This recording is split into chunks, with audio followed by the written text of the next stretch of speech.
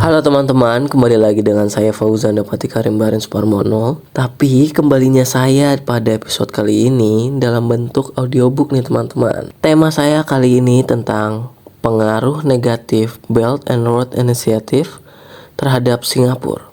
Nah, sebelum itu teman-teman tahu tidak apa itu Belt and Road Initiative? Nah, Belt and Road Initiative ini adalah kebijakan yang dibuat oleh China. Kebijakan ini tentang pembangunan dan kebijakan ekonomi. Meskipun Belt and Road Initiative BRI yang diluncurkan oleh Tiongkok bertujuan untuk meningkatkan konektivitas dan pembangunan di berbagai kawasan, kehadirannya justru membawa sejumlah pengaruh negatif bagi Singapura. Salah satu dampak paling nyata adalah meningkatnya persaingan pelabuhan di kawasan Asia Tenggara. Dengan proyek BRI yang membangun dan mengembangkan pelabuhan besar seperti Pelabuhan Gwadar di Pakistan, Hambantota di Sri Lanka, hingga rencana pembangunan Krak Kanal di Thailand. Posisi Singapura sebagai pelabuhan transit utama dunia menjadi terancam. Jika jalur perdagangan baru seperti Krak Kanal berhasil direalisasikan, maka banyak kapal yang akan beralih rute dan tidak lagi melewati Selat Malaka, mengurangi ketergantungan perdagangan pada pelabuhan Singapura.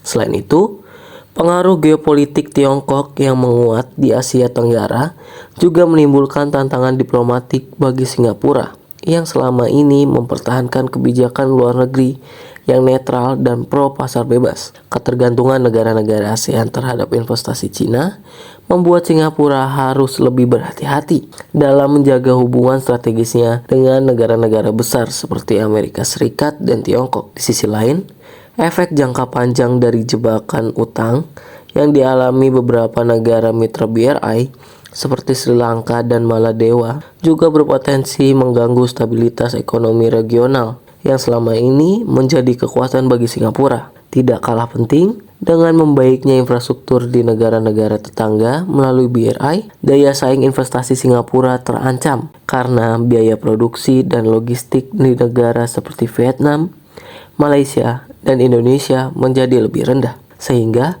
mengalihkan aliran investasi asing yang sebelumnya banyak mengalir ke Singapura. Nah, teman-teman, kesimpulan yang bisa didapat pada pengaruh negatif Belt and Road Initiative terhadap Singapura ini bahwa inisiatif ekonomi berskala global seperti BRI tidak hanya membawa peluang, tetapi juga menciptakan tantangan strategis bagi negara-negara yang sebelumnya dominan di kawasan. Singapura menjadi salah satu pusat perdagangan dan logistik terbesar di Asia, harus menghadapi realitas baru berupa meningkatnya persaingan pelabuhan, potensi pergeseran rute perdagangan, serta perubahan dinamika geopolitik di Asia Tenggara. Hal lain yang bisa diambil adalah bahwa ketergantungan pada satu model ekonomi, dalam hal ini sebagai hubungan perdagangan, dapat menjadi kerentanan ketika muncul alternatif yang didukung kekuatan besar seperti Cina. Singapura juga harus lebih adaptif dalam menjaga relevansi ekonominya dengan mempercepat inovasi di sektor jasa, memperkuat posisinya di bidang teknologi keuangan, logistik pintar, dan memperluas kemitraan ekonomi baru di luar kawasan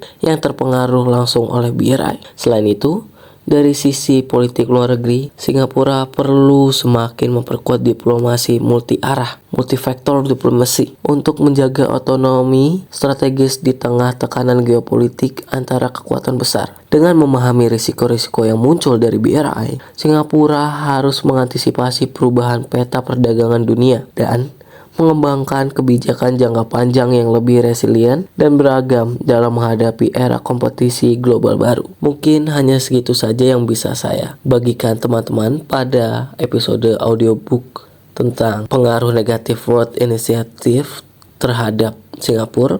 Nantikan saya di episode audiobook lainnya ya teman-teman. Saya Fauzan, saya undur diri. Bye-bye.